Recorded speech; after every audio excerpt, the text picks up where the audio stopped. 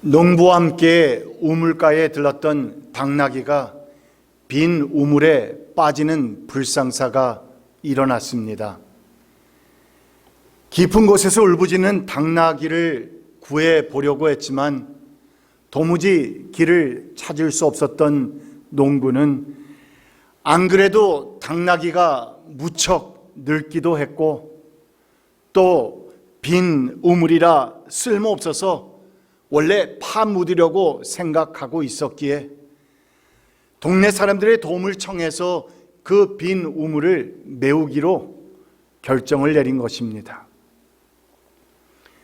이에 동네 사람들은 제각기 삽을 가져와서는 흙을 퍼서 우물을 메워가기 시작했는데, 그런데 처음에는 계속해서 밑에서 크게 울부짖던 그 당나귀가 조금 지나니까 잠잠해진 것입니다.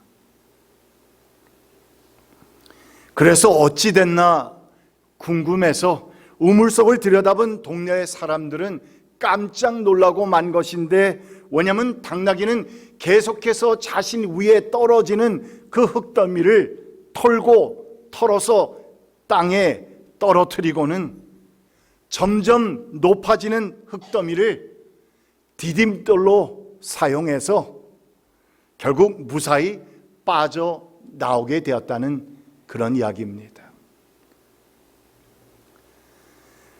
여러분, 우리 또한 이 인생을 살아가다 보면 빈 우물에 빠져 있는 것 같은 그런 인생의 이런저런 공경 가운데 처할 때가 한두 번이 아닌 것 같습니다. 나를 삼켜버리고 나를 덮어버리기 위해서 무서운 흙더미가 계속해서 나를 압박해 오고 있지만, 그러나 그 순간에서도 조금만 우리의 관점을 바꾸어서 우리의 상황을 다시 돌아보면 그 무서운 흙더미는 오히려 나를 살리고 나를 성장시키며 또한 나를 더 높아질 수 있도록 해주는 그러한 축복과 그리고 은혜의 디딤돌이 될 수 있다는 그런 귀한 교훈이 담겨 있는 이야기라 여겨집니다.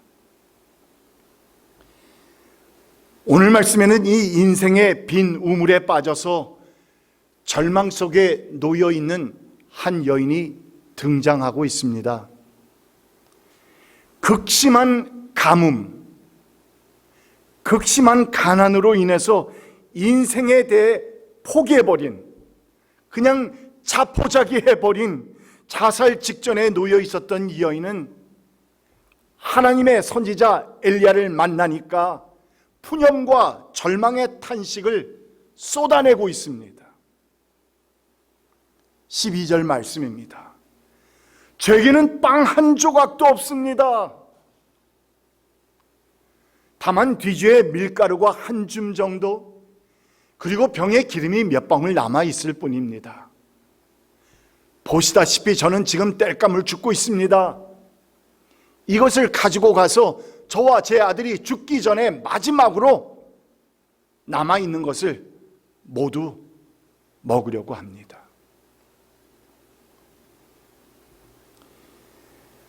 가부장적 사회에서 남편을 잃고 혼자서 아들 하나를 데리고 살아가고 있었던, 너무나도 어렵게 살아가고 있었던 이 여인은 극심한 가뭄까지 겹치게 되어서 이제는 There is no more hope.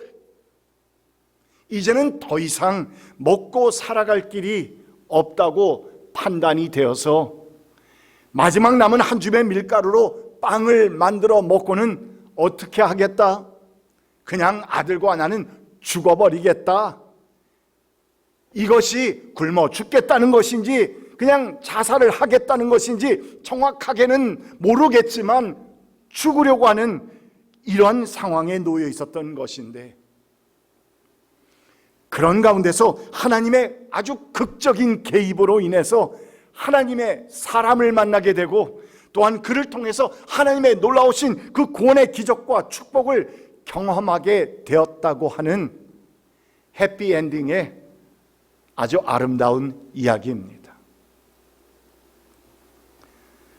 오늘날 우리가 살아가는 이 세상은 우리가 살았던 이전 세대들보다도 물질적인 것뿐만 아니라 불확실한 어떤 그 미래에 대한 걱정과 근심, 그리고 인생의 이런저런 어려움으로 인해서 자포자기하는 절망의 심정으로 어쩔 수 없이 살아가고 있는 듯한 그러한 사람들이 훨씬 더 많아진 것 같은 오늘날,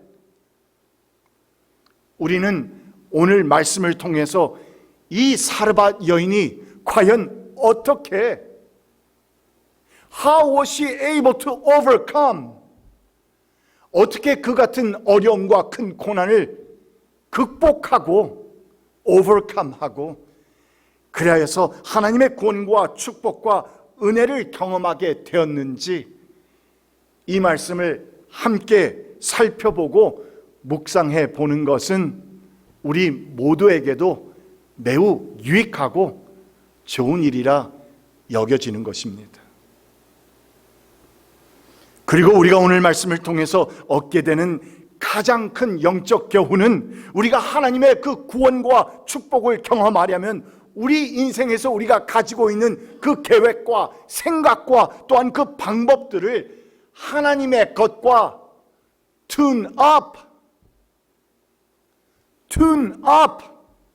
투납시켜야 한다는 것입니다.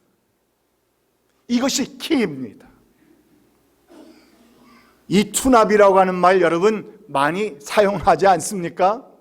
우리가 보통 자동차를 정비할 때 자주 사용하는 말인데, 자동차의 엔진을 가장 옵티멀, 가장 이상적인 컨디션으로 재조율한다는 그런 의미를 담고 있습니다. 그래서 우리가 우리의 자동차를 투납시키면 자동차의 모든 엔진의 부분 파트가 다 재조율되어서 최상의 컨디션을 가지고 차가 아주 매끄럽게 나아갈 수 있게 되는 것입니다.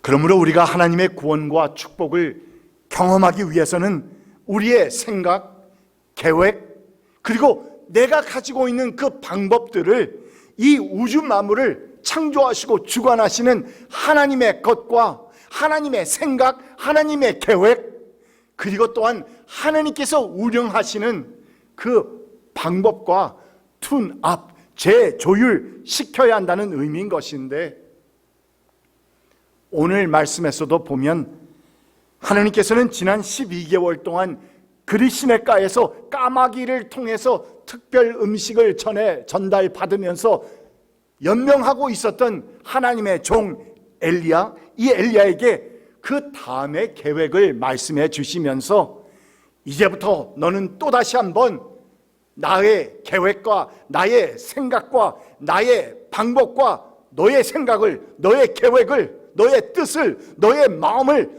투납시키라고 명하고 계십니다. 9절 말씀, 이제 너는 시돈에 있는 사르밧으로 가서 거기에서 지내도록 하여라.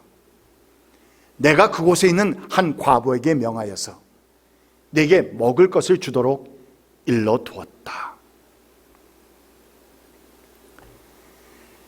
여러분, 우리가 그냥 하나님의 말씀을 쭉 읽어 나가다 보면 깊이 생각하지 않고 그냥 큰 하나님의 기적이 일어나는 것을 중심으로 해서 읽어 나갈 때가 있습니다. 그러다 보면 그 디테일들, 세부적인 사항들을 미스하게 됩니다. 그런데 오늘 이 같은 이 구절의 말씀을 그 당시의 배경을 삼아서 다시 생각해 보면, 우리는 이 말씀을, 하나님께서 주시는 말씀을 그냥 아멘, 할렐루야를 외치면서 받아들이기에는 결코 쉽지 않은 그런 내용의 말씀이었던 것을 알게 됩니다. 사실 엘리야가 악독한 이세벨 왕비를 피해서 그리시네가에서 숨어 지냈던 그때부터 조금 그렇지 않았습니까? 그러니까 우리가 말씀을 보았을 때 하나님께서 날마다 그에게 먹을 것을 공급해 주셨다고 했는데 무엇을 통해서 하셨다고요? 까마귀였습니다. Out of all those birds, out of all those animals, 그 많고 많은 짐승들 가운데서 하나님께서 까마귀를 사용하셨다. 오케이, 날아가야 하니까 새를 사용하셨다는 것은 이해하겠는데 그 중에서 까마귀를 사용하셨다? Why? We ask that question, why? 왜냐고요? 무엇이든지 먹는 것이라고 하면은 가리지 않고 그냥 먹어 치워버리는 그 까마귀가 엘리야를 위해서 그 오랫동안 고기와 떡을 고이 날라 주었다는 그 사실은 정말 놀라운 사실인데, 이 같은 사실에 대해서 우리는 하나님의 계획과 하나님의 그 방법에 대해서 다시 한번 생각하고 why? 질문을 던져볼 수밖에 없는 것입니다. 그런데 이해 못지않게 이제 심한 가뭄으로 인해서 그 시냇가가 마르게 되었었는데, 이번에는 또 많은 사람들 가운데서 절망 가운데 놓여 있었던 누구? 한 이방인 과부였습니다. 우리는 말씀을 그냥 읽어나가다 보면 쉽게 그냥 읽어나갑니다.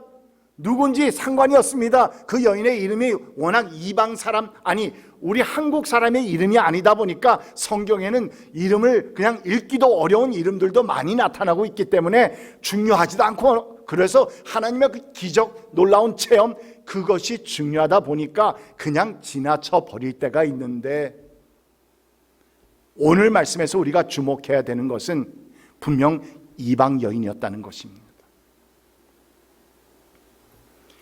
그러니까 하나님께서 이 한 이방인, 그것도 과부를 통해서 이스라엘의 선지자를 섬기게 하셨다는 이 하나님의 말씀은 우리가 참으로 이해하기 어려운 그런 말씀이라는 것입니다. 더군다나 이 사르밧 과부가 오늘 말씀에서 조금 읽어본 것처럼 당시에 그가 처했던 상황을 살펴보니까 우리는 하나님의 그 계획과 생각과 방법이 우리가 가진 그 생각과 방법과 지식과 경륜과 경험, 그것과 비교해 볼 때에는 도무지 뭔가 일치가 되지 않는 것 같은, It just does not line up. 일치가 되지가 않는 것입니다. 뭔가 이해가 되기 어렵습니다. 무엇인가 받아들이기 어렵다는 사실에 우리는 놀랄 수밖에 없는 것인데, This must be 하나님만의 독특하신 방법이라는 사실을 우리는 깨닫게 되는 것인데, 왜냐하면 사르밧 과부는 당시의 가부장적 사회에서 남편이 없다는 사실 한 가지로 인해서 사회적으로나 경제적으로 가장 낮은 위치에 있었던 사람들, 그리고 또한 그래서 극심한 가난을 벗어날 길이 없는 아주 극심 빈곤층에 속한 사람 중 하나였다는 것인데, 그렇다고 한다면 지금 하나님의 선지자 엘리야를 먹이시고 공급하시고 그를 재우시기 위해서 왜 하필이면 그 많고 많은 사람들 가운데서 이 이방 여인 사르밧 여인이었느냐 말입니다. 영어로 말하면 Does it add up? 여러분 이해가 되십니까? 뭐가 맞지가 않지 않습니까? 적어도 여러분과 저의 어떤 그 계산과 생각으로 말입니다. 그런데 이와 더불어서 또 한 가지 이해할 수 없었던 것은 그 많고 많은 땅 가운데서 왜 하필이면 이방 땅 시돈 사르밧이었느냐 하는 것인데, 19장에서 하나님께서 이미 말씀하신 것처럼 이스라엘 땅에는 아직도 바알에게 무릎을 꿇지 않은 몇 명이 있다? 7,000명이나 있다. 왜 그런 말씀하셨죠? 엘리야가 하나님 앞에 막 따졌잖아요. 하나님, 나는 너무 외롭습니다. 고독합니다. 힘듭니다. 고통스럽습니다. 이세벨 왕비가, 저 악독한 왕비가 나를 죽이려고 혈안이 되어 있는데, 그런데 이제는 하나님의 선지자, 하나님의 사람들이 아무리 돌아보아도 아무도 없습니다. 나 혼자 남았습니다.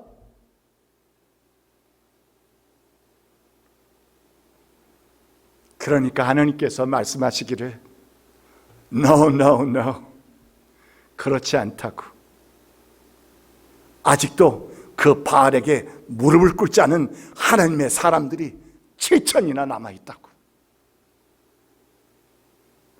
그렇다면 하나님, 그같이 좋은 하나님의 사람들이 많이 모여있는 곳으로 보내주실 것이지, 왜 하필이면 이방 사람들이 사는 그 시돈 사르밧일까 하는 생각 속에 우리가 잠겨 있을 때에 우리는 그 사르밧이 어떤 곳인지를 또 한 번 알게 되면서 깜짝 놀라게 됩니다. 그 땅이 어떤 땅입니까? 이스라엘의 수많은 선지자들을 이미 잡아 죽였고, 또한 지금은 엘리야까지 죽이려고 혈안이 되어 있는 악독한 왕비 누구? 이세벨, 제즈벨. 이 이세벨 왕비의 부친이었던 시돈 왕 엣바알이 현재 다스리고 있는 땅이 어디였다? 시돈 땅 사르밧이었다는 것입니다. 그러면 여러분의 상식과 저의 상식으로 생각했을 때 우리는 영어로 간단하게 물어봐야 합니다. 하나님께 따져야 합니다. Why? 그렇지 않습니까?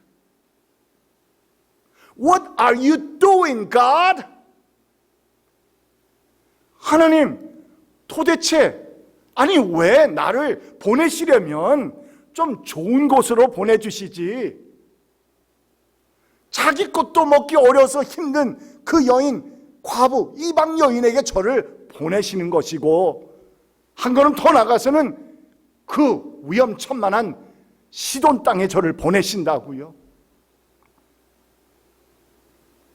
하나님, 저는 이해할 수 없습니다. 받아들이기 어렵습니다. 수용할 수 없습니다.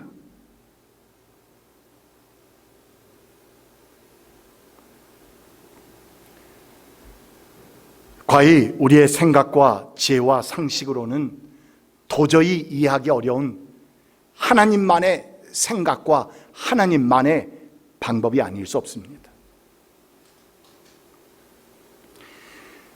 그런데 여러분, 이에 대해서 하나님께서는 성경 말씀을 통해서 우리에게 이렇게 말씀하십니다. For my thoughts are not your thoughts. 나의 생각은 너의 생각과 다르며 너의 길은 나의 길과 다르다. 하늘이 땅보다 높듯이 나의 길은 너의 길보다 높으며 나의 생각은 너의 생각보다 높다. 여러분, 믿으십니까? 믿으십니까? 아멘입니다. 그럼에도 불구하고 우리의 삶 가운데, 아니 내 삶 가운데에 하나님께서 나를 통해서 하시려고 하는 일들이, 나의 삶 가운데서 행하시려는 그 일들이, 또한 그 방식들이 내가 생각했던 생각과 계획과 지식과 그 방법과 전혀 다를 때, 또한 상식으로 도무지 받아들이기 어려울 때, 우리는 그 하나님의 것과 투납한다는 것이 참으로 쉽지 않다는 것입니다.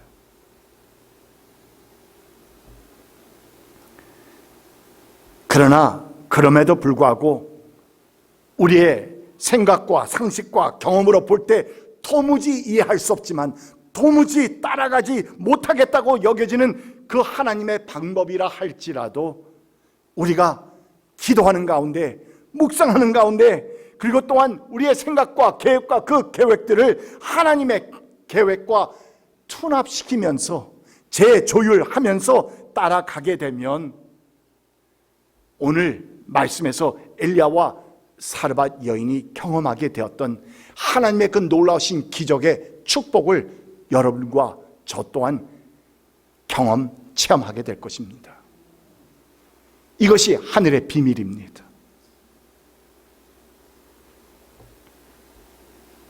그러므로 그 같은 하나님의 구원의 축복을 경험할 것이냐 못할 것이냐 하는 것은 바로 어디에 달렸다?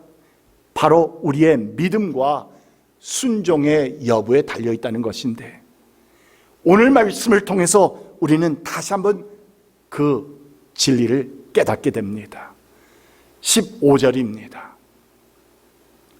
She went away and did as Elijah had told her. 아주 간단한 한 구절입니다. 여러분 같이 읽어볼까요? 그 여인은 가서 엘리야의 말대로 하였다. 그 여인은 가서 엘리야의 말대로 하였다. 그러니까 절망의 상황 가운데 처해 있었던 이 사르밧 여인이 하나님의 그 놀라우신 구원의 축복과 기적을 체험할 수 있었게 되었던 것은 다름이 아니라 믿음의 그리고 순종의 결단이었다는 것입니다. 물이 너무나도 귀한 그 중동 지역에서 더군다나 1년이 넘도록 비가 내리지 않아서 극심한 가뭄 가운데 있었던 그 어려운 때에 전혀 알지 못하던 나그네 한 사람이 나타나서 나에게 뭐 좀 갖다 달라? 물 좀 달라고 합니다. 그런데 오늘 말씀을 보시게 되면 그 여인이 가려고 하는 그 행동을 취합니다.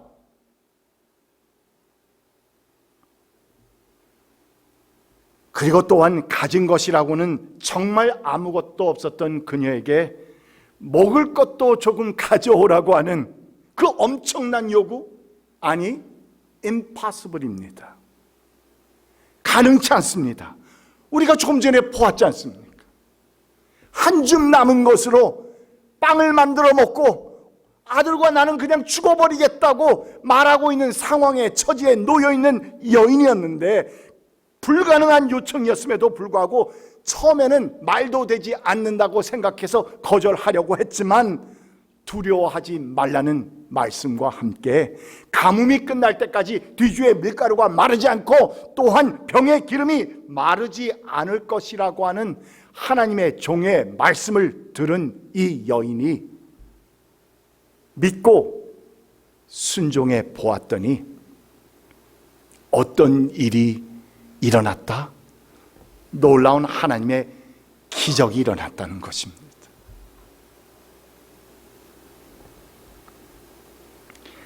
여러분, 위기란 말 늘 그렇게 풀이하는 것을 들었죠. 이 위기라는 말이 위험과 기회라고 하는 두 단어의 합성어입니다.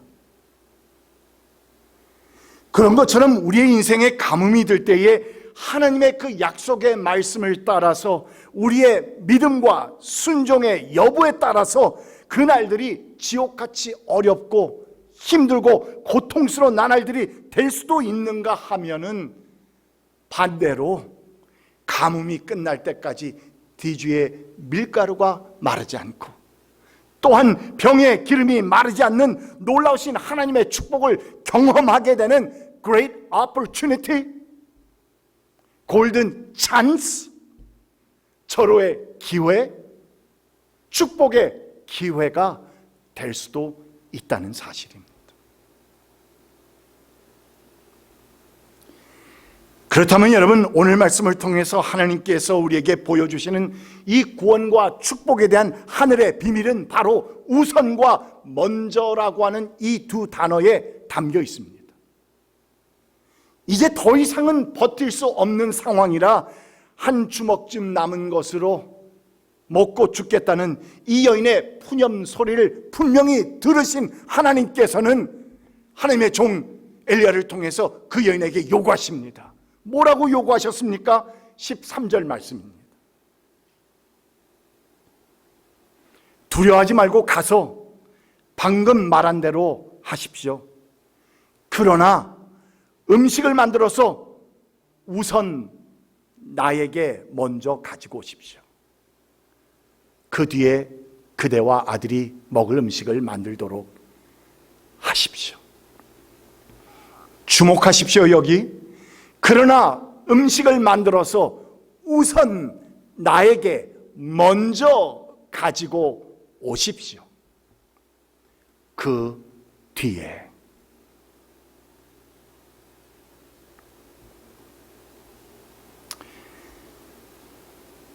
여러분, 무엇보다도 하나님께서 이 시간 우리에게 우리의 삶 가운데서 겨우 밀가루 한 줌 정도, 또한 병에 몇 방울 남은 기름이라고 하는 아주 처절한 현실을 체감하면서 살아가고 있는 어렵고 어려운 우리들에게 또한 이것마저 바치면 우리에게는 남는 것이 무엇이 있습니까? 하면서 푸념하고 절망하고 있는 우리에게, 그럼에도 하나님께서 우리에게 요구하시는 것은 바로 우선의 믿음과 먼저의 순종이라는 것입니다. 하나님께서 그 여인의 상황을 모르셨겠습니까? 알고 계십니다. 우리의 머리 모든 숫자도 다 알고 계시고 세고 계시는 그 하나님께서 우리의 생각, 우리의 말이 나오기도 전에 우리의 생각을 아시고 우리가 뭘 말할지 다 알고 계시는 그 하나님께서 그 여인의 상황을 모르셨겠습니까? 우리에게 요구하시는 그 하나님께서 우리의 상황을 모르십니까? 알고 계십니다. 반드시 알고 계십니다. 아니, 우리의 상황을 우리보다도 더 잘 알고 계십니다. 그러나 무엇보다도 먼저 하나님의 말씀에 기울여야 한다는 것이고, 하나님을 위한 떡을 먼저 만들라는 것이며, 또한 하나님의 나라와 하나님의 의를 어떻게 먼저 구하는 삶을 살라고 하시는 우리를 향하신 하나님의 요구이신 것인데, 이같이 터무니없는 것 같은 하나님의 요구에 우리가 우선의 믿음과 먼저의 순종을 보이게 되면, 그 다음은 여러분 그냥 하나님께 맡겨두시면 됩니다. 제가 뒤는 설명해 드릴 필요도 없습니다. 그냥 복 받을 겁니다. 좋은 것으로 채워지고,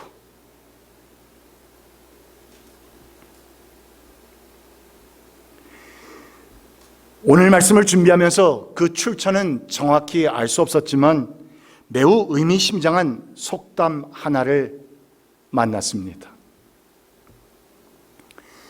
시계가 하나인 사람은 정확한 시간을 알지만 시계가 두 개인 사람은 결코 확실한 시간을 알 수 없다. 여러분, 흥미로운 얘기 아닙니까? 다시 한번 읽어드립니다. 시계가 하나인 사람은 정확한 시간을 알지만 시계가 두 개인 사람은 결코 확실한 시간을 알 수 없다. 시계가 하나인 사람은 여러분, 지금 몇 시예요? 그러면 시계 보고 몇 시 몇 분입니다라고 말해주면 됩니다. 그런데 시계가 두 개인 사람은 딱 보니까 지금 11시 52분인데 여기 딱 보니까 11시 53분이에요. 아, 이게 맞나 저게 맞나 하다가 뭐라고 말도 못하는 겁니다. 끊임없이 우리의 주의력을 분산시키면서 우리도록 하나님과 이 세상의 것을 혼동시키면서, 그래서 우리는 이 복잡한 세상을 살아가야만 하는 오늘날의 성도는 우리의 믿음 생활을 불확실하게 만들고 이런저런 혼동을 가져오게 만드는 이 세상의 시계와 하나님의 시계라고 하는 두 개의 시계의 삶을 이제는 내려놓고 우선 그리고 먼저 하나님의 뜻과 생각과 계획에 투납시키면서 이제는 하나님의 시계만을 보면서 살아가겠다, 이 하나님의 기준만을 보면서 살아가겠다라고 하는 결단을 내리게 되면 여러분, 그것이 바로 우리의 신앙의 우선순위인 것입니다. 다른 것 없습니다. 하나의 시계만을 취우사라는 것입니다. 하나님의 시계입니다. 하나님의 책입니다. 하나님의 법입니다. 하나님의 기준입니다. 하나님의 말씀입니다. 음식을 만들어서 우선 나에게 먼저 가지고 오십시오.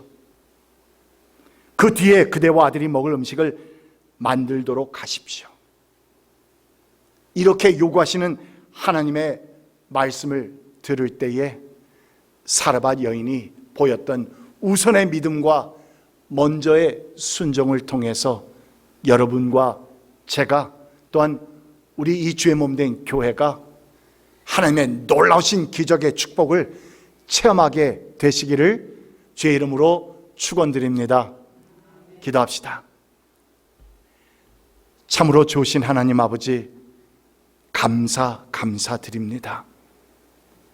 오늘 우리는 이 사르밧 이방 한 여인을 통해서 우선의 믿음과 먼저의 순종의 의미를 다시 한번 되새겨 봅니다. 오 주님, 주님께서 우리에게 그 음식을 만들어서 우선 나에게 먼저 가져오라고 하실 때에 우리의 현실이 그 어떤 상황에 놓여 있다 할지라도 내 생각과 내 상식이 아무리 이것은 아닌데 할지라도 하나님의 시계에 투납시키면서 오 주님, 우선의 믿음과 먼저의 순종을 보일 수 있는 성도들로 삼아 주시옵소서. 예수 그리스도의 이름으로 간절히 기도드립니다. 아멘.